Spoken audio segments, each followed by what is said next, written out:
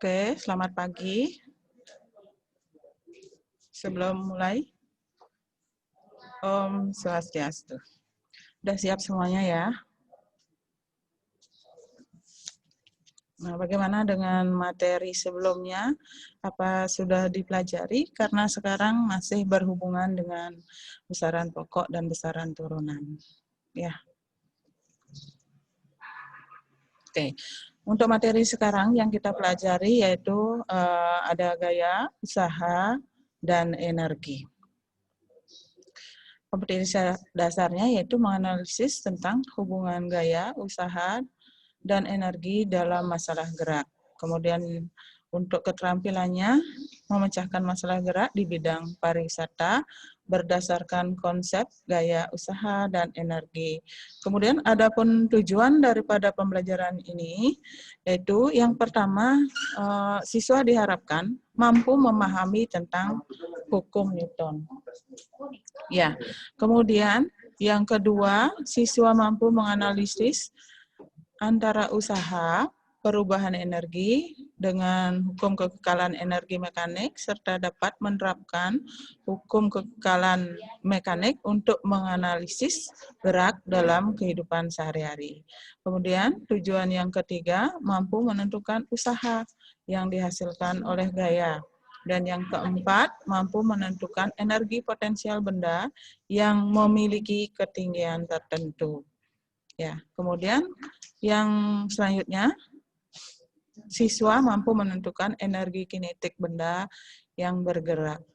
Ya, kemudian yang terpenting adalah mampu menerapkan hubungan usaha dan energi dalam penyelesaian masalah fisika dalam kehidupan sehari-hari. Supaya tahu nanti fungsinya untuk apa saya mempelajari ini gitu ya. Kemudian mampu menerapkan ini hukum kekekalan energi dalam kehidupan sehari-hari. Oke, kita lanjut. Yang pertama yaitu tentang gaya. Apa yang disebut dengan gaya? Ya, gaya itu merupakan tarikan atau dorongan yang dikerjakan sehingga menyebabkan benda tersebut berpindah tempat. Ya, seperti contoh, pada mulanya benda itu tidak akan bisa bergerak kalau kita atau kalau tanpa ada orang yang melakukan gaya, ya baik mendorong ataupun menariknya, sehingga benda itu bisa bergerak. Nah, pada gaya terdapat 3 hukum gaya yang harus diketahui. Yang pertama yaitu adalah hukum Newton 1. Hukum Newton 1 ini diperkenalkan oleh ilmuwan Inggris yang bernama Sir Isaac Newton atau Tuan Isaac Newton, ya, yang dikenal dengan hukumnya yaitu hukum Newton. Itu di mana bunyi daripada hukum Newton 1 yaitu jika resultan gaya yang bekerja pada suatu benda sama dengan 0 atau tidak ada gaya yang bekerja pada benda tersebut, maka benda yang mula-mula diam akan tetap diam, sedangkan benda yang mula-mula bergerak akan terus bergerak dengan kecepatan tetap. Itu bunyi hukum Newton 1. Jadi kalau tidak ada gaya, kalau tidak ada yang menarik atau mendorong, benda yang mula-mula diam dia akan tetap diam. Ya, begitu juga benda yang mula-mula bergerak dengan kecepatan konstan atau tetap, jika tidak ada yang menarik atau mendorongnya, benda tersebut akan tetap bergerak. Jadi, pada hukum Newton 1 ini disebut juga dengan hukum kelembaman atau inersia. Ya, ingat ya bahwa hukum Newton 1 ini juga disebut dengan hukum kelembaman atau hukum inersia. Apa yang disebut dengan hukum kelembaman atau inersia? Ada yang tahu? Oke, yang disebut dengan hukum kelembaman atau inersia, yang disebut dengan pada hukum Newton 1 yaitu kecenderungan benda mempertahankan keadaannya. Ya, yaitu diam atau bergerak dengan kelajuan konstan dalam garis lurus. Tuh, kenapa hukum Newton 1 disebut juga hukum kelembaman atau inersia. Ya, ingat ya, Ibu ulang. Bunyi daripada hukum Newton 1. Jika resultan gaya yang bekerja pada suatu benda sama dengan 0 atau tidak ada gaya yang bekerja pada benda tersebut, maka benda yang mula-mula diam akan tetap diam dan benda yang bergerak, mula-mula bergerak itu akan terus bergerak dengan kecepatan tetap. Ya. Hukum Newton 1 disebut juga hukum kelembaman, bukan kelembaban ya, kelembaman atau inersia. Oke, kita lanjutkan. Gimana dengan gaya, yaitu ada hukum Newton 2. Contohnya dulu ya, contoh dalam kehidupan sehari-hari. Pernah nggak kalian naik mobil, direm mendadak? Nah, pasti badan kita akan terdorong ke depan. Itu satu contoh dari hukum Newton 1 dalam kehidupan sehari-hari. Ya, penumpang akan terasa terdorong ke depan saat mobil yang bergerak dengan cepat kemudian direm mendadak. Pasti akan terdorong ke depan. Itu karena ada gaya dorong namanya. Kemudian yang kedua, benda yang berada di atas meja. Dia akan tetap diam, ya tidak akan jatuh jika tidak ada gaya di luar makanan yang bekerja terhadap makanan tersebut. Nah, bisa kalian lakukan percobaan sendiri di rumah, diamkan aja makanan di atas meja. Kalau tidak ada yang mendorong atau menariknya, pasti benda itu akan tetap berada di atas meja. Nah, itulah penerapan hukum Newton 1, contohnya dalam kehidupan sehari-hari. Nah, kemudian lanjut dengan hukum Newton 2. Percepatan suatu benda akan berbanding lurus dengan gaya yang bekerja pada suatu benda dan berbanding terbalik dengan massa benda tersebut. Ya. Ini pada hukum Newton 2 dapat dirumuskan bahwa sigma F, ya, resultan gaya yang bekerja pada benda itu sama dengan M kali A, massa kali percepatan. Nah, sini bisa kita lihat bahwa di sini pada hukum Newton 2 itu ada gaya, ada massa, ada percepatan. Sini percepatan ya, percepatan. Ya. Sini gaya. Masih ingat dengan gaya? Gaya itu termasuk besaran pokok atau besaran turunan. Nah, ini harus ingat ya, tetap ingat tentang besaran pokok dan besaran turunan. Gaya itu termasuk besaran apa? Besaran turunan. Kemudian kalau massa, satuannya dengan satuan kilogram, apa? Besaran pokok. Kalau percepatan, termasuk besaran turunan. Di sini ada massa, ada waktu. Ya, jadi satuan untuk percepatan adalah M per S kuadrat, massa per sekon kuadrat. Ya, jadi jangan dilupakan kalau sudah lewat materinya yaitu mengenai besaran pokok dan besaran turunan, diingat jangan dilupakan. Ya, nah seperti sebelum Bu lanjut singgung tentang tugasnya, tugas di e-learning gitu. Materi sudah Ibu berikan juga di e-learning. Ya, kenapa pertanyaannya bisa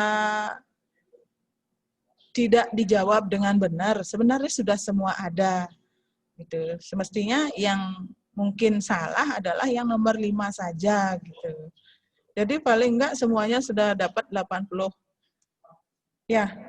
poin dalam e-learning tersebut, tapi ada juga yang tidak memperhatikan, mungkin tidak dibaca materinya gitu.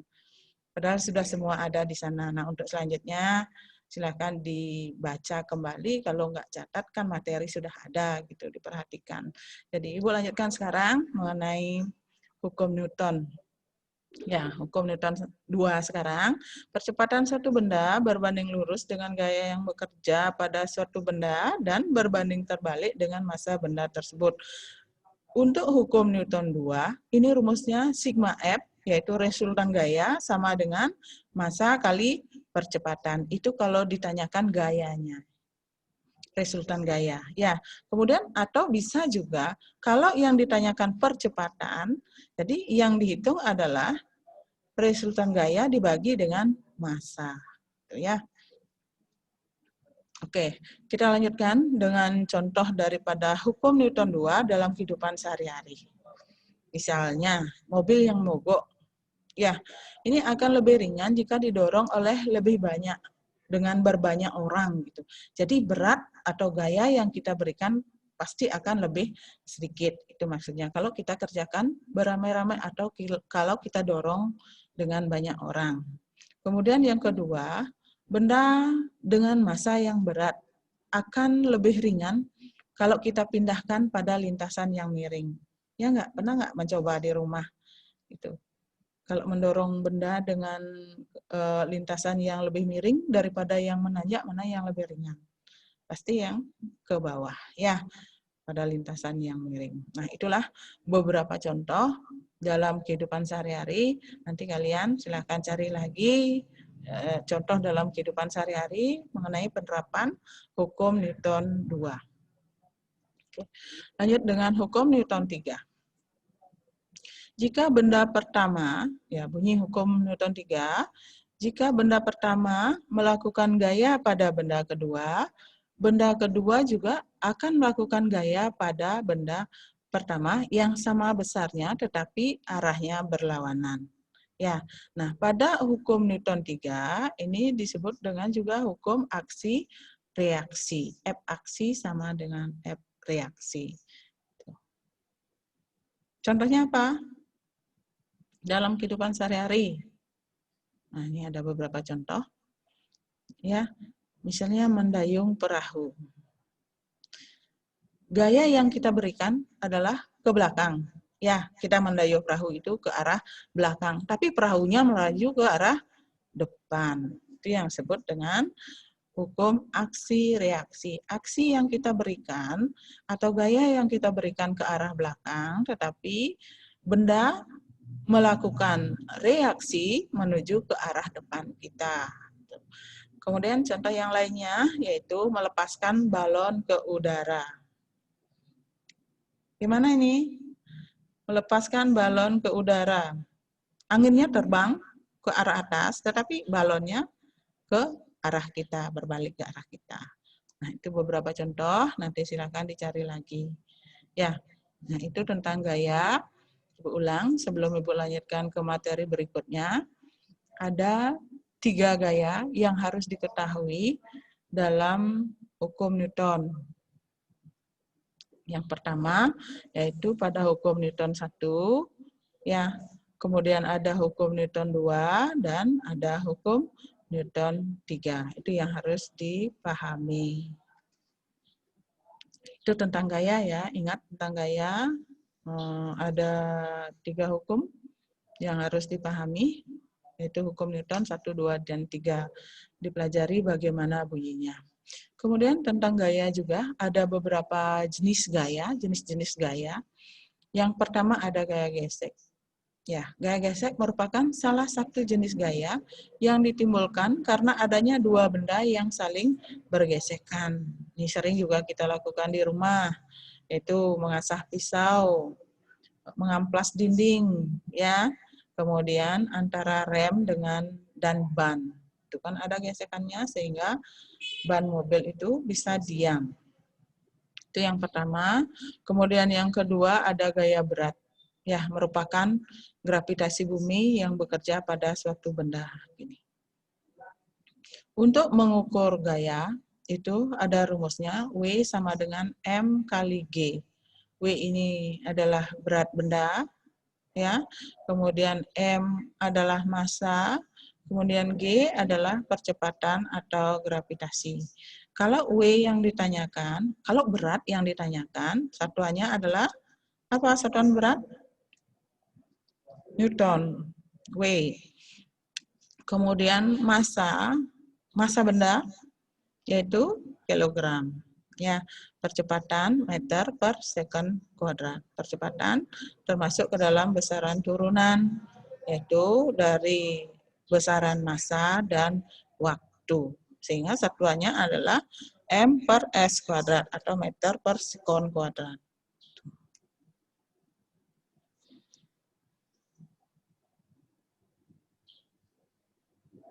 Kemudian lanjut tentang gaya yang ketiga, yaitu gaya normal. Gaya kontak yang arahnya tegak lurus pada lintasan. Normal saja ini ya, gaya lurus pada satu lintasan. Kemudian lanjut yang kedua, yaitu usaha. Setelah gaya, kita akan melakukan usaha. Apa yang disebut dengan usaha? Segala sesuatu yang dilakukan oleh gaya pada suatu benda sehingga benda tersebut mengalami perpindahan atau bergerak atau gerak ya. Nah, kata usaha dalam kehidupan sehari-hari ini sama dengan kita melakukan berbagai aktivitas ya, aktivitas yang dilakukan oleh manusia dalam kehidupan sehari-hari sama dengan usaha gitu. Aktivitas menyapu berarti usaha kita untuk membersihkan lantai. Salah satu contohnya. Nah, ini contohnya misalnya orang yang mendorong dinding. Ya, orang yang mendorong dinding. Bukan temboknya yang bergerak, tapi orangnya akan terdorong ke depan.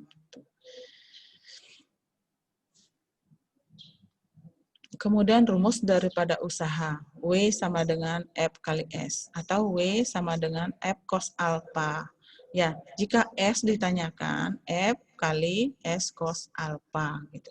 Di sini sudah ada keterangannya, W sama dengan usaha yang dilakukan, kemudian F itu adalah gaya yang bekerja dengan satuan Newton, kemudian S itu adalah perpindahan, satuannya adalah meter, alfa adalah sudut antara gaya dan perpindahan benda, yaitu atau derajat kemiringannya. Tuh. Udah, nah untuk mencatatnya supaya nggak ketinggalan di screenshot aja ya. Nah ini contoh soal untuk gaya. Sebuah benda berada pada bidang datar, pada benda tersebut bekerja sebuah gaya, kemudian sebesar 20 Newton, sehingga benda mengalami perpindahan sejauh 2 meter. Berapakah usaha yang dilakukan oleh benda tersebut? Ini contoh yang sangat sederhana, Ibu kasihkan, supaya bisa mengaplikasikan daripada rumus yang ada tadi. Ya, penyelesaiannya diketahui F-nya adalah 20 Newton. F ini adalah 20 Newton, kemudian S-nya adalah 2 meter, 20 ya. Kemudian W-nya berapa? Jadi rumusnya W sama dengan F kali S, sama dengan 20 dibagi 2. 2 meter ya, sejauh 2 meter jarak. Jadi 40 Joule. Tuh, sangat sederhana contohnya yang Ibu berikan. Kemudian lanjut contoh soal yang kedua. Coba kalian kerjakan sendiri. Berapa hasilnya? Tentang gaya juga. Sebuah benda yang beratnya 10 Newton berada pada bidang datar. Kemudian pada benda tersebut bekerja sebuah gaya yang mendarat sebesar 20 Newton. Sehingga benda berpindah sejauh 50 cm. Berapakah usaha yang dilakukan oleh gaya tersebut? Jadi yang ditanya di sini adalah usaha.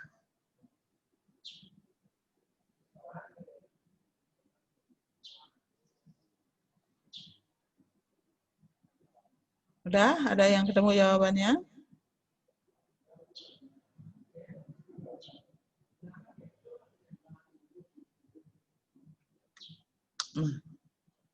Jadi jawabannya F diketahui adalah 20 Newton.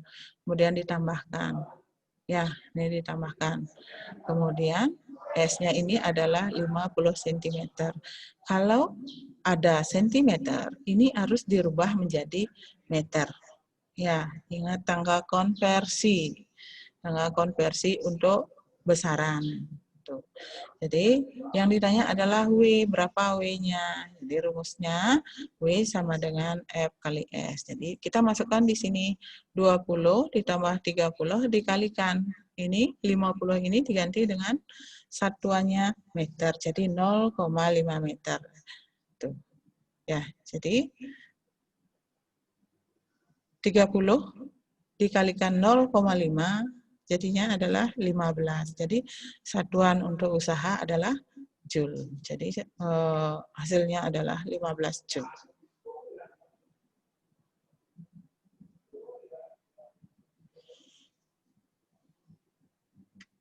Sudah?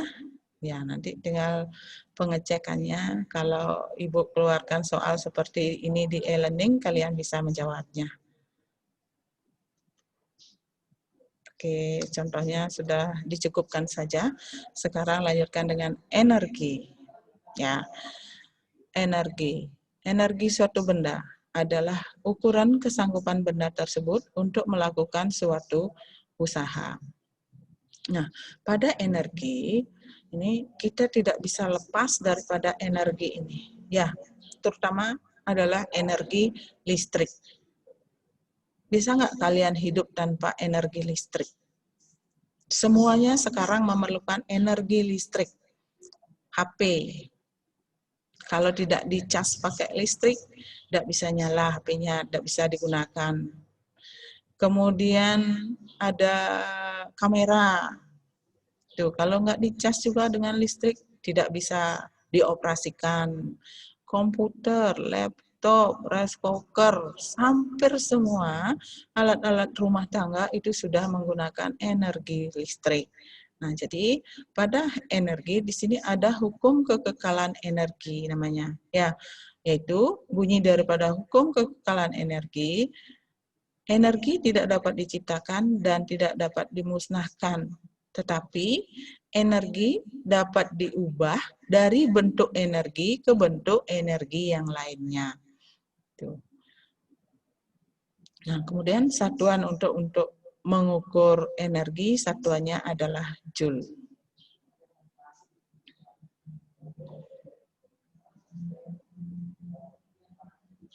Dah, untuk energi, bahwa kita tidak bisa lepas daripada energi, ya, terutama energi listrik, karena hampir semua kegiatan di dalam kehidupan kita itu didukung oleh energi listrik.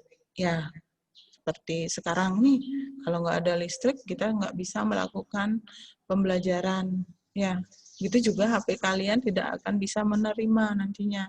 Itulah besarnya peranan daripada energi listrik. Ya, tapi energi listrik itu bisa juga dibuat dengan menyalakan atau terbuat dari kincir angin, dari mesin, ya, itu. Kemudian macam-macam energi. Ada energi kinetik. Apa itu energi kinetik? Energi yang dimiliki oleh benda karena gerakan atau kecepatannya. Rumus energi kinetik, EK, itu adalah energi kinetik sama dengan setengah mv kuadrat.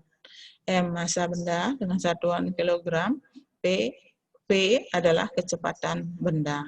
Jadi untuk menghitung energi kinetik, rumusnya adalah setengah mv kuadrat. Ya, itu macam-macam energi. Yang pertama ada energi kinetik.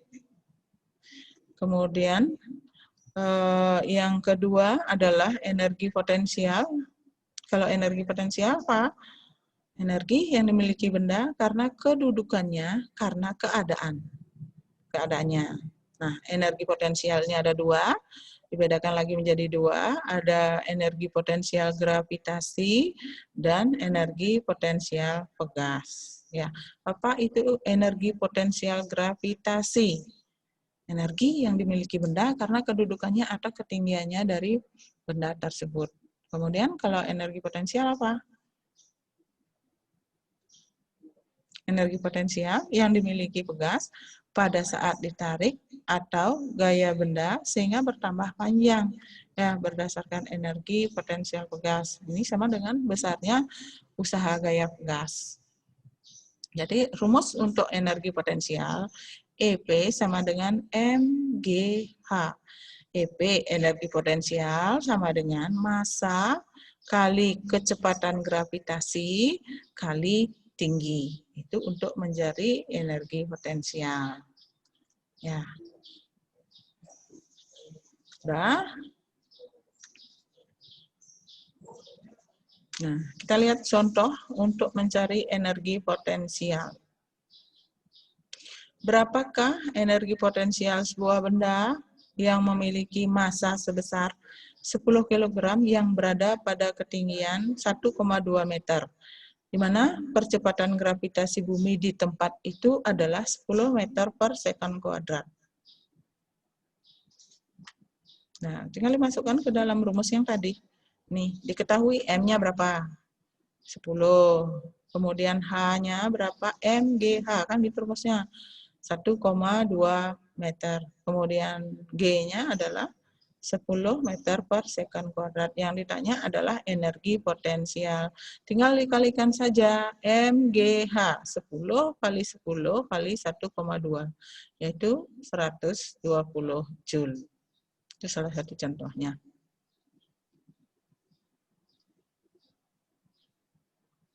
Nah, ini sebenarnya untuk pelajaran gaya usaha dan energi ini sebenarnya harus langsung ya tatap muka, jadi bisa mengecek murid satu persatu gitu. Jadi karena keadaan begini ya kita ibu terutama harus memberikan contoh satu, kemudian kalian pelajari lagi di rumah, contohnya lebih banyak, pasti banyak sekali ada contoh-contoh soal mengenai energi potensial. Ya, jadi kalian harus lebih rajin lagi, supaya nanti kalian lebih pinter daripada ibu pada saat pas tatap muka gitu.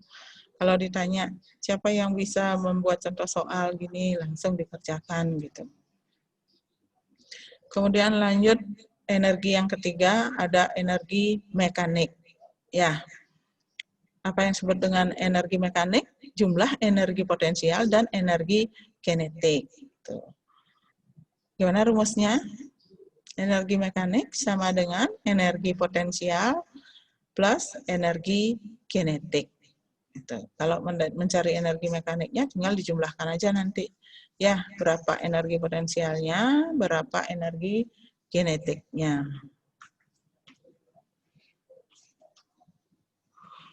Berapa energi kinetiknya. Oke. Nah, ini salah satu soalnya untuk energi apa? Energi potensial ya. Sama dengan energi mekanik sama dengan energi kinetik itu.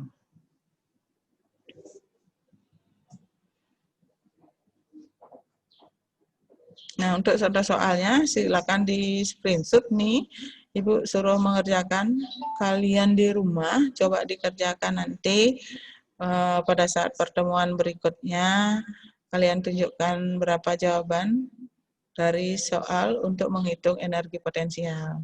Ya, sebuah benda bermassa 0,10 kg jatuh bebas vertikal dari ketinggian 2 meter ke hamparan pasir. Jika benda tersebut masuk ke dalam 2 cm ke dalam pasir sebelum berhenti, besar gaya rata-rata yang dilakukan pasir untuk menghambat benda tersebut berapa?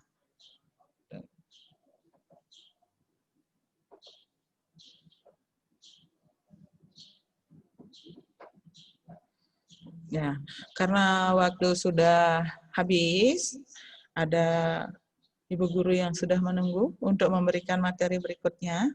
Ya, Ibu akhiri sampai di sini. Silakan kalian pelajari, dikerjakan soalnya ini.